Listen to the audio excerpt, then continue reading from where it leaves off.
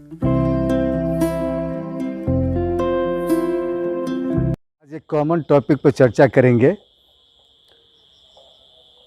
जो पालन पोषण प्रणाली में जो लगे हुए लोग हैं, विद्यालय में जो पढ़ाने वाले शिक्षक शिक्षिका हैं, उन सबों के लिए बेहद लाभदायक है कि बच्चों के विकास में परिवार की भूमिका या घर की भूमिका।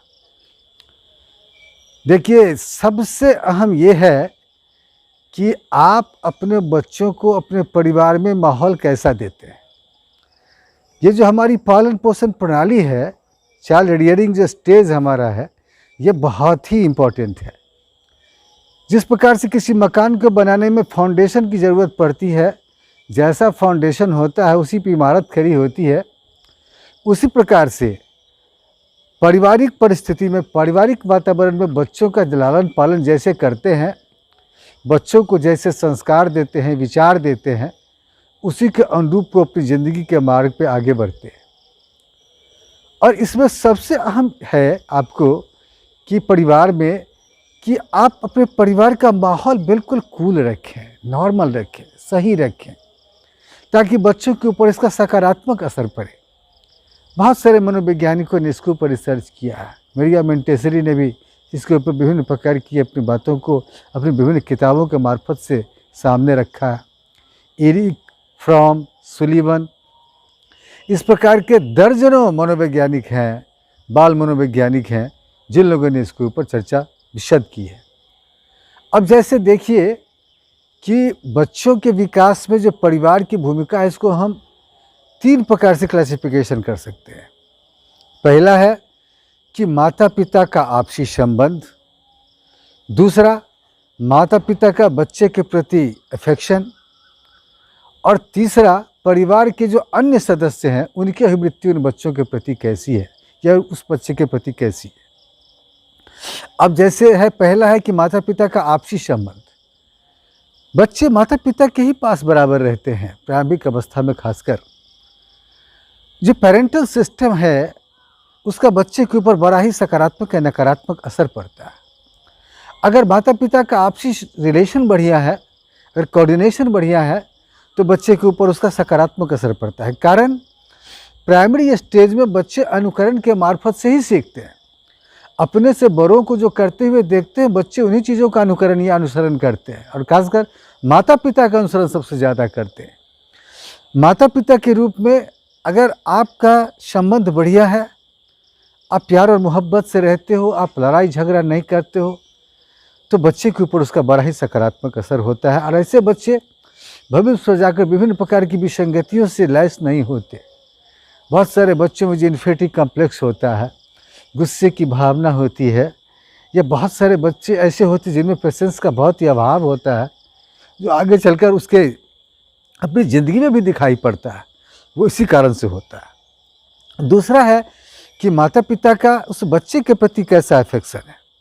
अगर माता पिता अपने बच्चों को सही प्रकार से प्यार देते हैं, दुलार देते हैं, जो समुचित स्नेह दीजिए उनको आप, न बहुत ज़्यादा न बहुत कम।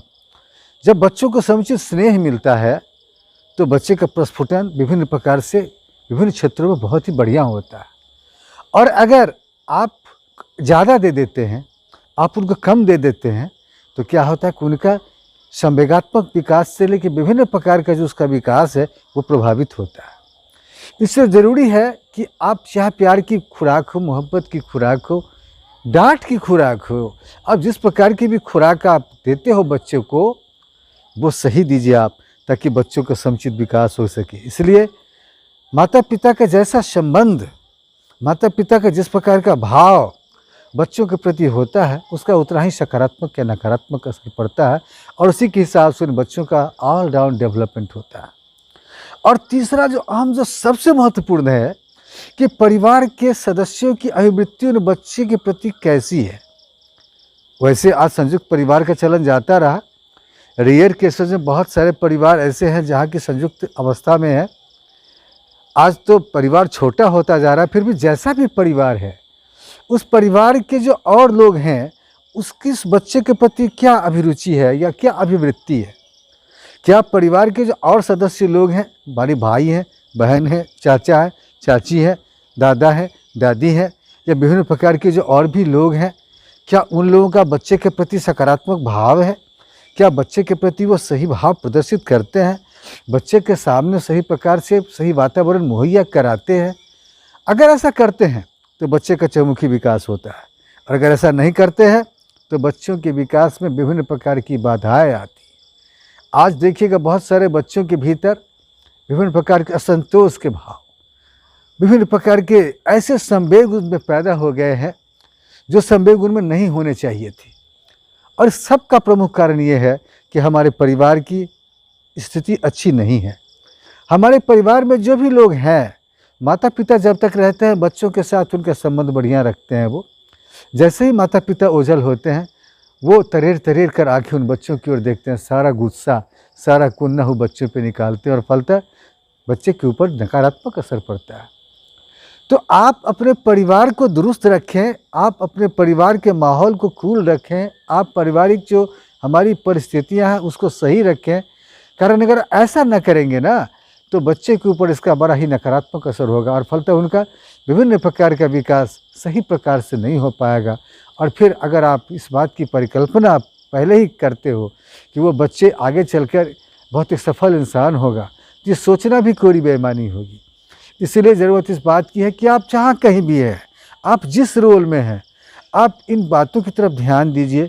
आप बच्चों का पारिवारिक माहौल आप सुधारिए, आप, ताकि बच्चों को प्राइमरी स्टेज से ही एक सही वातावरण मिले, सही मार्गदर्शन मिले, सही सलाह मिले, सही प्रकार से उसको विभिन्न प्रकार की बातों को मुहैया कराया जाए। अगर ऐसा आप करेंगे तो निश्चित रूप से बच्चों का डेवलपमेंट बढ़िया होगा, और अगर ऐसा आप नहीं करेंगे तो बच्चों का डेवलपमेंट बढ़िया नहीं होगा। इस कड़ी को आगे बढ़ाते हुए फिर हम आपको विद्यालय की भूमिका के बारे में आगे चर्चा करेंगे।